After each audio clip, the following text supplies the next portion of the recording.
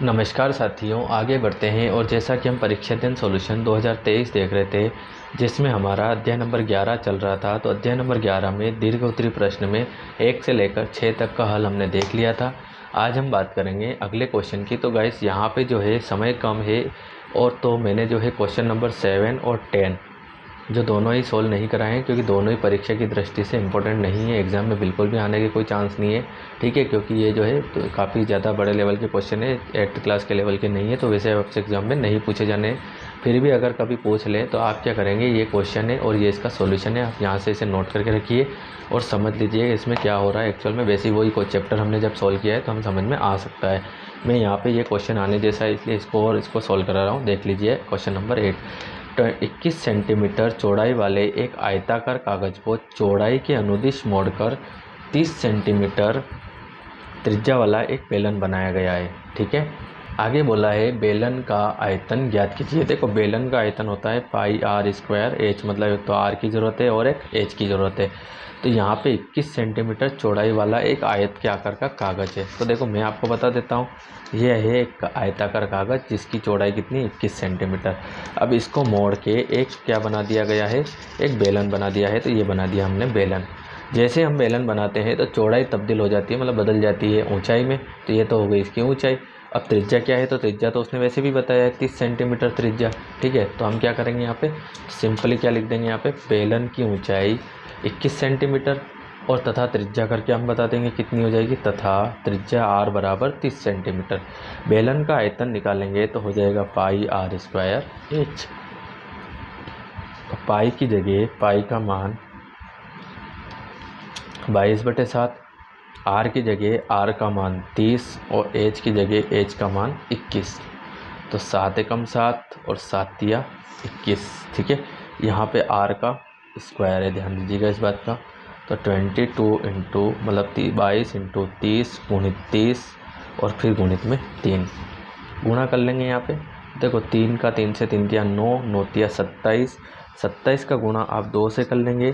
तो जैसे ही आप 27 का गुणा 2 से करेंगे तो क्या आ जाएगा यहाँ पे, मतलब 22 ही कर लेंगे पूरा वैसे तो यहाँ पे आ जाएगा 59,400 सेंटीमीटर की घात 3 और ये हो जाएगा आपका फाइनल आंसर, ठीक है गाइस। तो काफ़ी इजी क्वेश्चन है, बस समझने वाली बात थी। ये क्वेश्चन आ सकता है, ऐसे क्वेश्चन ही आपके ज़्यादातर पूछे जाने हैं, ठीक है। तो इसके बाद हम बात करते हैं नेक्स्ट क्वेश्चन की।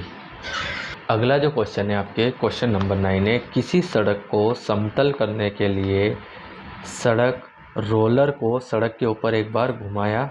एक सड़क रोलर को करने के लिए एक सड़क रोलर को, मतलब सड़क रोलर जो होता है, मतलब जो घूमता है ना रोड पे इस टाइप से, उसको समतल करने के लिए इस टाइप से, उसको बोलते हैं सड़क रोलर। इसके ऊपर एक बार घूमने के लिए 750 चक्कर लगाने पड़ते हैं, ठीक। यदि सड़क रोलर का व्यास 84 सेंटीमीटर और लंबाई 1 मीटर है तो सड़क का क्षेत्रफल हमसे पूछ रहा है। तो सड़क का क्षेत्रफल कैसे निकालेंगे, तो पहले हम क्या करेंगे, जो हमारा रोड रोलर है, ठीक है, जो सड़क वाला जो रोलर है उसका क्षेत्रफल निकाल लेंगे, है ना। और उसका क्षेत्रफल निकाल के ये जो 750 चक्कर हमको दिए गए हैं इससे उसका गुणा कर देंगे तो हमें सड़क का क्षेत्रफल मिल जाएगा, ठीक है। तो सबसे पहले हम क्या करेंगे कि यहाँ पे देखते हैं कि जो सड़क रोलर है वो एक बेलन के आकार का है। किसके आकार का है, इस टाइप से घुमावदार होता है, एक बेलन के आकार का। तो हमें बेलन का वक्र पृष्ठीय क्षेत्रफल निकालना है और वक्र पृष्ठीय क्षेत्रफल होता है 2πr/s, मतलब एक r की और एक h की ज़रूरत है। तो आपको यहाँ पे जो है r के लिए तो व्यास दे दिया है और h आपको वैसे भी दे दिया है लंबाई, मतलब कि अगर ऐसा है तो ये लंबाई और अगर इसी को हम खड़ा कर देंगे तो ये ऊँचाई, ठीक है गाइस। तो सिंपल सी बात है, एल और एच एक ही होता है यहाँ पे। तो सबसे पहले हम लिख देंगे यहाँ पे बेलन का व्यास।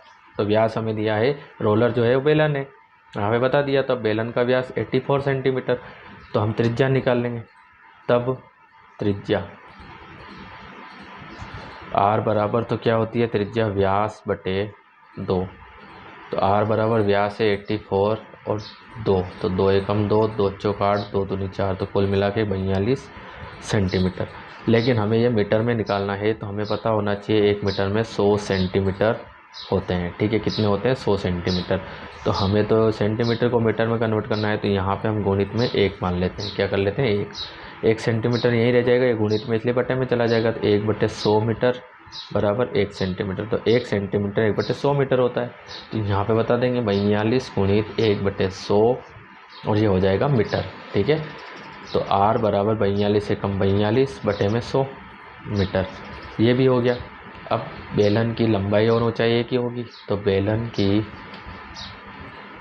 लंबाई या ऊंचाई दोनों एक ही होती है, तो मैं यहाँ पे दोनों बता देता हूँ। कितनी हो जाएगी, 1 मीटर आपको दी हुई है। ठीक, तो लिख देंगे यहाँ पे बेलन का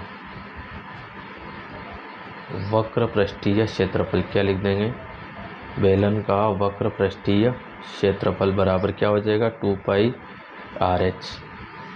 तो 2 गुणित पाई का मान 22/7 और r का मान कितना हो जाएगा, 42/100 और h का मान कितना है, तो एक ही दिया हुआ है, सिंपल सी बात है। 7 एकम 7, 7 छंग 42। तो यहाँ पे 2 गुणित 22 गुणित 6 और बटे में 100। तो यहाँ पे हम निकाल लेंगे 2 छंग 12, 12 दूनी 24, 12 दूनी 24 और 2 26/100। तो अगले कंडीशन में हम क्या करेंगे, तो नीचे 2 जीरो है तो ऊपर 2 अंक छोड़ के दशमलव लगा देंगे। और ये मीटर में था तो मीटर की घात 2 मीटर, मीटर स्क्वायर। ठीक है, क्षेत्रफल निकाला इसलिए मीटर स्क्वायर। तो ये हो जाएगा आपका काम। लेकिन अभी हमें तो सड़क का क्षेत्रफल निकालना है, तो हम सड़क का क्षेत्रफल निकालने के लिए क्या करेंगे यहाँ पे, तो हमको पता है चूँकि रोलर, या डायरेक्ट लिख देंगे हम, तो क्या लिखेंगे, सड़क का क्षेत्रफल बराबर क्या कर देंगे यहाँ पे, तो 750 वो चक्कर लगाता है उसका गुणा 2.64 में कर देंगे। ठीक है, तो यहाँ पे जब इनका गुणा करेंगे तो 1980 मीटर स्क्वायर ये आपके सड़क का क्षेत्रफल आ जाएगा। ठीक है गाइस, तो उम्मीद है आपको ये पूरा क्वेश्चन समझ में आया होगा। और अगर फिर भी कोई डाउट है तो आप मुझे कमेंट कर सकते हैं। देखो, सड़क का क्षेत्रफल हमने जो है 750 से गुणा क्यों किया है, तो जो रोलर है वो घूम रहा है। ठीक है, वो घूम रहा है मतलब सड़क कवर कर रहा है, वो घूम रहा है, सड़क कवर कर रहा है। तो कितने चक्कर उसने लगाए, जैसे ये है, ये आप समझ सकते हैं पूरा एक सड़क है। ठीक है, अब ये सड़क है, आप यहाँ से रोलर को इस टाइप से घुमा रहे हैं, क्या कर रहे हैं, इस टाइप से आप घुमा रहे हैं। तो ये कितने राउंड कंप्लीट कर रहा है, तो 750 राउंड कंप्लीट किए हैं। अब 750 राउंड कंप्लीट किए हैं तो इसमें जो ये वाला रोलर है इसके वक्र पृष्ठ का क्षेत्रफल निकाल लेंगे। एक यहाँ से यहाँ कवर किया, फिर यहाँ से किया, तो 750 मतलब सब में टोटल चक्कर 750 थे। तो 750 में हमने इसका गुणा कर दिया है, और जैसे हमने गुणा किया है तो हमको पता चल जाएगा सड़क का क्षेत्रफल क्यों है। हो सकता है जैसे सड़क यहाँ से यहाँ पूरा इसने कवर किया हो। ठीक है, फिलहाल आप इस क्वेश्चन को नोट करिए यहाँ से, क्वेश्चन नंबर 9 ये, उसके बाद ये, और उसके बाद ये, और उसके बाद ये, और ये आपका फाइनल आंसर है। ठीक है गाइस, इसके बाद आप देखेंगे क्वेश्चन नंबर 10। तो जो क्वेश्चन नंबर 10 है वो भी ज़्यादा इंपॉर्टेंट नहीं है, टाइम भी नहीं है इतना हमारे पास, क्योंकि एग्ज़ाम हमको जल्दी देनी है। तो क्वेश्चन नंबर 10 आप यहाँ से पहले तो क्वेश्चन को नोट कर लीजिए, इसको समझ लीजिए क्या दिया हुआ है। ठीक, उसके बाद आप इसका जो सॉल्यूशन वो भी नोट कर लीजिए। कभी अगर एग्ज़ाम में बाई चांस आ जाता है तो आप इसकी वजह से कर सकते, इसको इसके हेल्प से आप इसे सॉल्व करके आ सकते हैं। ठीक है, वैसे तो ये नहीं आएगा। तो गाइस, इसी के साथ हमारा चैप्टर नंबर 11 होता है ख़त्म। हम देखेंगे अब चैप्टर नंबर 12 घातांक और घात। तो हमारा जो अगला वीडियो आएगा हम चैप्टर नंबर 12 लेके आएंगे। तब तक के लिए थैंक यू गाइस, मिलते हैं नेक्स्ट वीडियो में।